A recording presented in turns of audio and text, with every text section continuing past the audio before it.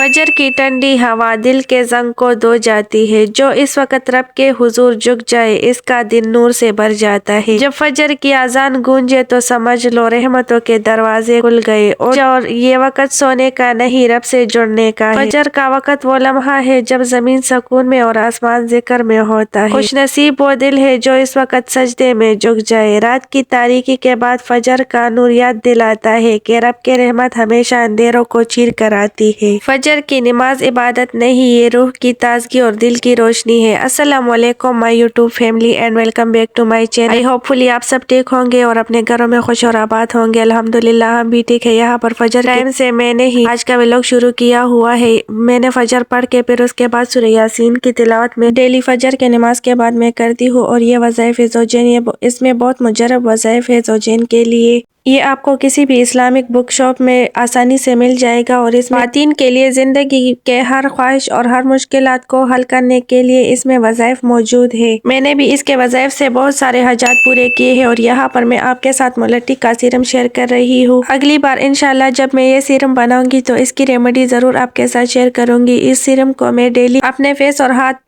पर लगाती हो तो इससे मुझे काफी फायदा हुआ है। इससे मेरे हल्के भी खत्म हो गए हैं और मेरे जैसे बहुत सारी लड़कियां होंगी जो बहुत महंगी महंगी क्रीम अफोर्ड नहीं कर सकती, जिस तरह मैं भी बहुत महंगी क्रीम अफोर्ड नहीं कर सकती, तो बस मैं ये सीरम लगाती हूँ। इससे मुझे काफी फायदा भी हुआ है और मैं डेली मॉर्निंग टाइम नीम गर्म पानी 1 गिलास पीती हुई ये स्टमक के लिए बहुत अच्छा होता है। वैसे तो मैं वेट लूज के लिए और मैदे के लिए डेली 1 गिलास सौंफ वाला पानी पीती हूँ, वो भी जरूर एक दिन आपके साथ शेयर करूंगी। मगर आजकल कुछ काम ज्यादा होया हुआ है तो बस रात इतनी थकन ज्यादा हो जाती है कि फिर सौंफ वाला पानी भी नहीं बना सकती अपने लिए। जैसा कि आप सबको मालूम है कि सर्दियाँ शुरू होने वाली है और कुछ जगह पर ठंड भी पड़ गई है, लेकिन यहाँ पर हम आज रजाइयों वगैरह के और कंबल वगैरह धो रहे हैं और रजाइयों वगैरह के जो है वो अस्तर धो रहे हैं, क्योंकि ये सर्दियों की शुरू में नहीं होती तो फिर काफी ज्यादा मुश्किल हो जाता है सर्दियों में ये काम करना।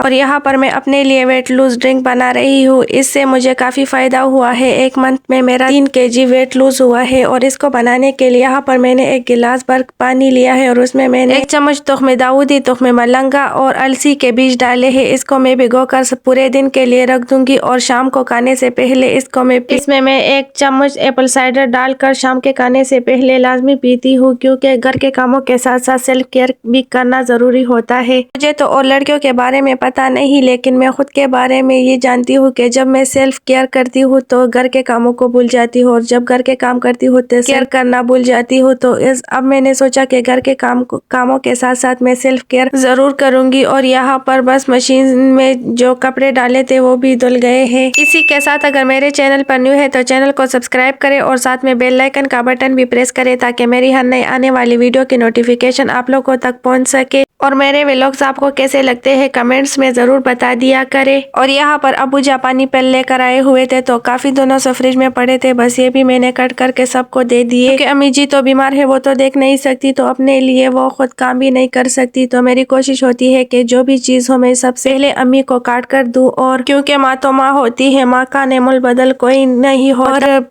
जिस तरह हमारी अम्मी ने हमारे बचपन में हमारे साथ अच्छा सलूक किया और हमें इतना बड़ा कर दिया, हमें इस काबिल बना दिया कि हम खुद के लिए कुछ कर सकते हैं, तो हमारा भी फर्ज बनता है कि हम उनकी बीमारी में और उनके बुढ़ापे में उनका साथ दें। बस यहाँ पर सारे कपड़े भी धुल गए थे तो मैं पहले को लेकर आई थी तारों पर डालने के लिए और फिर दोबारा से ये सारे कपड़े मैं लेकर आई ताकि बारिश होने से पहले हमारे सारे कपड़े सूख जाए। और बस यही जिंदगी है, काम होते रहते हैं, सर्दियाँ भी आती है, गर्मियाँ भी आती है, लेकिन जो लोग चले जाते हैं वो फिर दोबारा नहीं आते लौट कर। और यहाँ पर शाम के चाय का टाइम हुआ था तो मैंने चाय बना ली और अबू के लिए पी की चाय निकाली, क्योंकि मेरे अबू को डायबिटीज है तो मेरी कोशिश होती है कि मैं उन्हें कम से कम मीठा चीज दूं, तो चाय तो मैं उनको बिल्कुल पी की देती हूँ। और फिर सबके लिए चाय में मैंने चीनी डाल दी, क्योंकि और तो कोई पीका नहीं पीता, तो बस मैंने सारे लिए चाय में चीनी डाल दी। और यहाँ पर मैंने चाय को छान कर पतीले से निकाल दिया है। यहाँ पर हमारी मंथली ग्रोसरी भी आई हुई थी, मैंने सारी चीजों को समेट कर रख दिया। और जैसे ही मैंने धनिया और सुरख मिर्चों का पाउडर बनाने लगी तो देखा तो जूसर का डब्बा खराब था।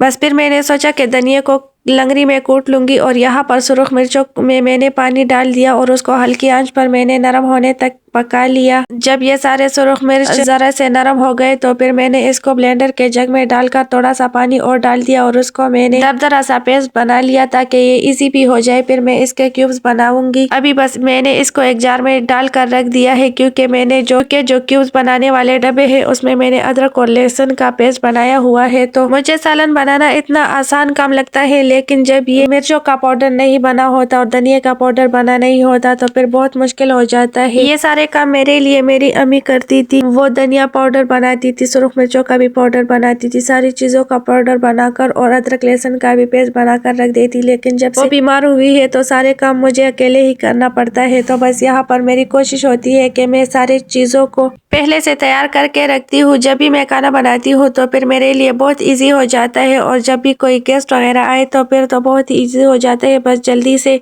सारी चीजें निकाले और फटाफट से खाना बनाए। यहाँ पर मैंने सारे गरम मसालों को भी एक डब्बे में डाल दिया है। आज बस पूरा दिन बहुत बिजी गुजरा और बहुत थक भी गई हूँ। आज बहुत सारे कपड़े भी धो गए थे और किचन में भी बहुत ज्यादा काम था। मैंने पिछले व्लॉग में आपके साथ शेयर किया था कि मैं नानी के घर आई हूँ। मेरी नानी कुछ बीमार हुई थी तो मैंने 1 मंथ वहाँ गुजारे। जब से घर में आई हूँ तो घर के काम भी खत्म नहीं होते। और यहाँ पर मैंने अब्बू जी से कहा आज तो बस हिम्मत नहीं हो रही खाना पकाने के, तो फिर उन्होंने कबाब थे और साथ में सलाद और चटनी और तंदूरी रोटी थी। वो कहते हैं ना कि बड़ा बेटा या बेटी बनना मुश्किल होता है, बहुत सी कुर्बानियां देनी पड़ती है, तब जाके कहीं पे हमारे बड़े होने के फराइज पूरे हो जाते हैं। कहीं पे अपने ख्वाहिशात को मारना पड़ता है तो कभी सारे बहन भाइयों के दुख अपने दिल में दफन करने पड़ते हैं। यहाँ पर मैंने सारा खाना प्लेटों में निकाल कर सबको दे दिया। मेरा आज का व्लॉग आपको कैसा लगा है कमेंट में जरूर बताया करे। वीडियो को लाइक एंड शेयर भी जरूर कर दिया करे। ये आप लोगों की तरफ से हमारे लिए प्यार होता है और हमारे काम के लिए इनाम होता है। यहाँ पर रात का टाइम था और दूध भी गर्म करना था। तो खाना खाने के बाद फिर मैं किचन में आ गई, दूध भी गर्म कर दिया और अम्मी के लिए चाय भी बना दी। कि मेरी अम्मी